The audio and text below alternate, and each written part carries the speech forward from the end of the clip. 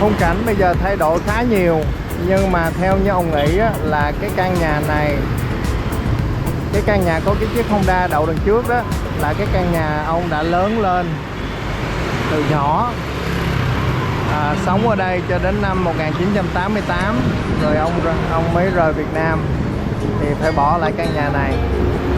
Bây giờ khung cảnh thay đổi khá nhiều. Để thâu cái này lại cho bà cố coi bà cố có nhận ra hay không. Cái căn phía bên cạnh thì bây giờ đã bị đập, người ta xây một cái cao ốc khá đẹp. Rồi tất cả những cái căn bên cạnh là ông không có nhận ra luôn. Chỉ có cái chung cư cũ kỹ đó ở bên cạnh cái hẻm đó là ông hơi nhận ra chút xíu. Ở bên góc đường này á, lúc trước có cái trạm xăng, là bây giờ người ta cũng không còn cái trạm xăng nữa. Rồi bây giờ coi nó là bây giờ thay vì trạm xăng thì nó là cái gì nha.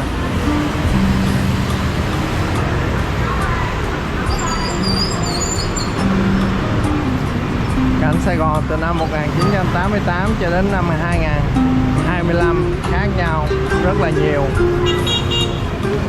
Đây, chỗ này lúc trước là trạm xăng thì bây giờ nó là một cái gì đây?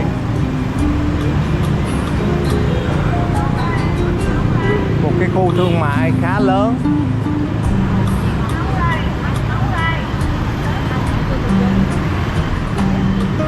Đường Nguyễn Thiện Thuật này cũng được tu bổ lại.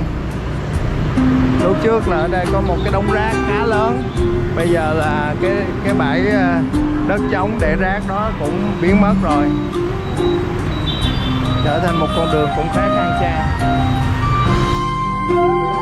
Lúc ông thâu cái khúc này đó, ông lại không biết là tối hôm đó mình sẽ quay lại ngay đây, tại vì đã hẹn với người bạn ăn ở quán ốc Như, mà lúc đó ông không biết là quán ốc Như lại nằm ngay trong cái hẻm này, cái hẻm mà bà đang ngó qua đó. Rất là ngẫu nhiên, nhưng mà tối hôm đó là mình quay lại ngay chỗ này thì ông đứng, bây giờ là ông đang đứng phía bên đây đường để ông thâu quay qua bên kia, nhưng mà cái hẻm để mình đi vô là cái hẻm này đây. Trong cái hẻm 612 này có cái quán ốc Như nổi tiếng của Sài Gòn. Để ông đi vô chút xíu là sẽ thấy cái quán này.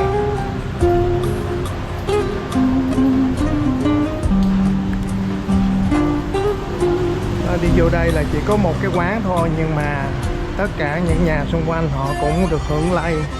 Họ làm dịch vụ giữ xe cho cái quán này. Có tới mấy nhà giữ xe lần.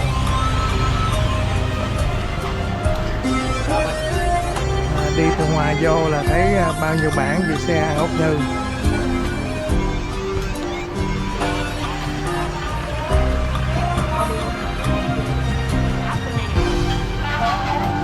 Nhà giữ xe cũng nhiều, mà vô đây á là họ có một cái nhà để chuẩn bị đồ ăn, một cái nhà để nấu đồ ăn, và có mấy cái nhà họ mướn làm quán cho họ.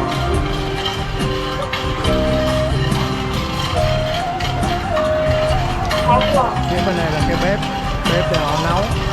Cái bếp là có bao nhiêu nấu. Các thứ ốc tươi đây. Bên đây là có mấy tiệm để ăn. Một cái quán này là lớn nhất. Phía bên này là có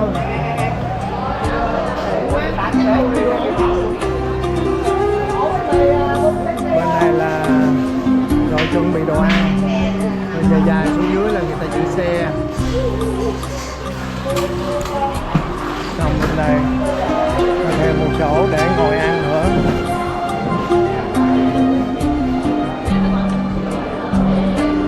Đó, bà đang ngồi ăn với những cái bạn của bà đây.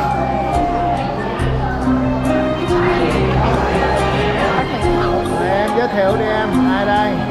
Con này là Cường nè, có đi hai, có đi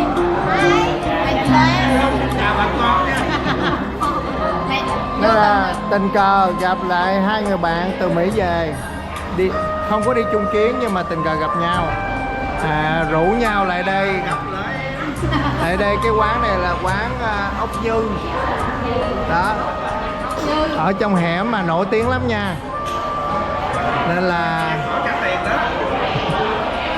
hẹn gặp nhau ở đây để ăn bữa tối.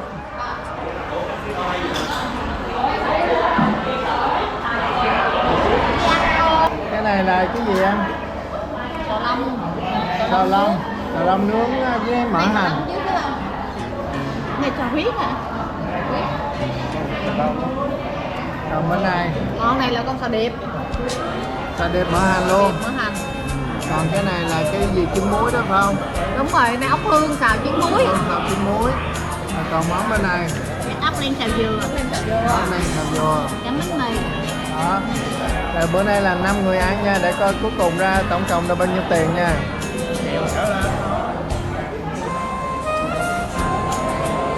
Cái quán này là có 22 món ốc khác nhau.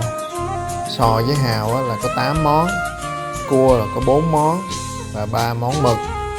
Cũng khá nhiều món để mình chọn. Tối hôm đó thì nhóm 5 người kêu 10 món, là ra là giá tiền là khoảng 1 triệu. Đây là giờ mở cửa của họ, một tháng họ nghỉ 2 ngày nha, nên là hôm nào muốn đi đó nhớ lên Google coi nhà hôm đó họ có mở cửa hay không. Cái này là ông bà không có chuẩn bị để đi cướp nhà băng đâu nha, nhưng mà cái này là chuẩn bị để đi xe máy, Ra đường đó. ra đường đi xe máy. Thì tại vì ở đây cũng hay đi xe máy nên là sẵn mua luôn 2 cái nón này để là mình xài đồ của mình, khỏi xài đồ của người ta.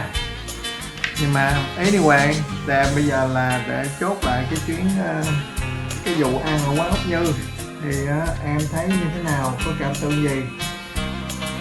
Ốc Như thôi. Có nhiều món ăn, có nhiều món ốc.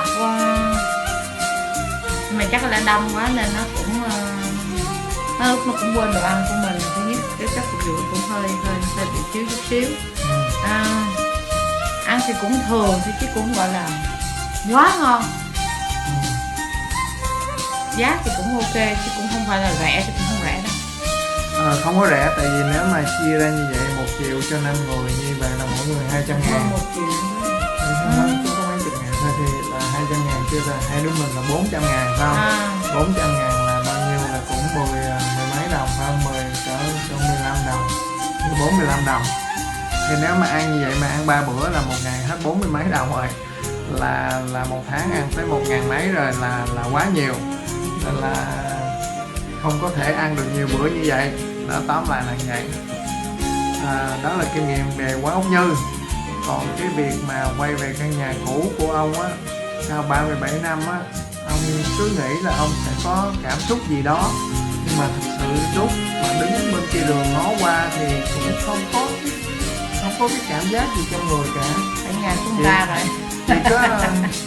Chỉ có ráng nhớ coi căn này hồi đó sao căn nào thực sự là cái căn nhà mình đã lớn lên vậy thôi, chứ không có cảm giác buồn vui, không có cảm giác gì cả. Nên là video này chỉ ngắn gọn vậy thôi, ông bà sẽ chốt ở đây rồi. Bây giờ sẽ chuẩn bị là đi tiếp, đi ra chợ lớn ăn một chiên nha.